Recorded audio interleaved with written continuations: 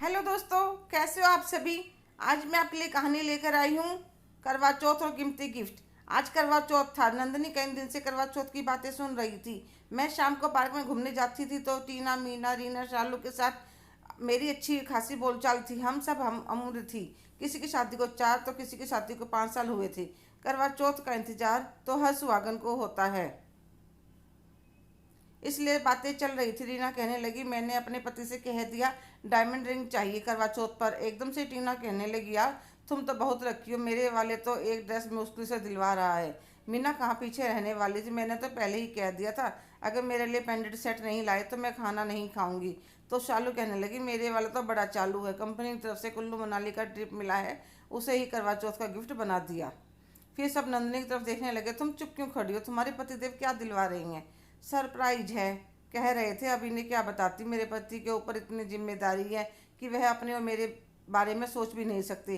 घर में माता पिता, 2 छोटी बहनें जिनकी शादी के लिए पैसा जोड़ना है, और हमारे 2 बच्चे जो स्कूल में जाते हैं। इतने बड़े परिवार में कितनी भी कमाई हो थोड़ी पड़ जाती है। अरे नंदनी कहाँ खो गई। और देखना कहीं तुम्हारा पति सरप्राइज के नाम पर तुम्हें बेवकूफ़ ना बना दे।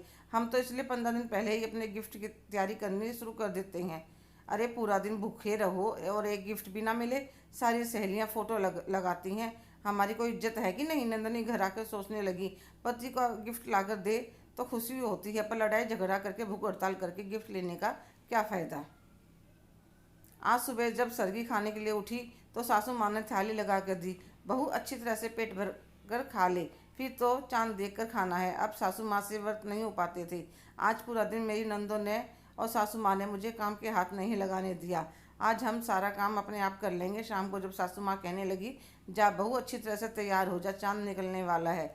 मैं कमरे में तैयार होने गई, इतनी देर में यह भी ऑफिस से आ गई और अपनी जेब में से गजरा निकालकर मेरे जूड़े में लगा देते हैं।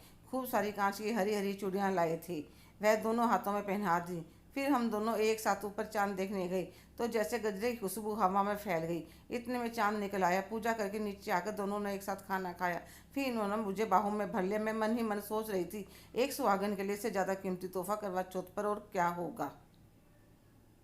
हेलो दोस्तों, कैसे हो आप सभी। आज की कहानी आपको कैसी लगी, कमेंट करके ज़रूर बताइएगा। अगर आप मेरे चैनल पर नए हैं तो लाइक, शेयर, सब्सक्राइब करना ना भूलें। धन्यवाद।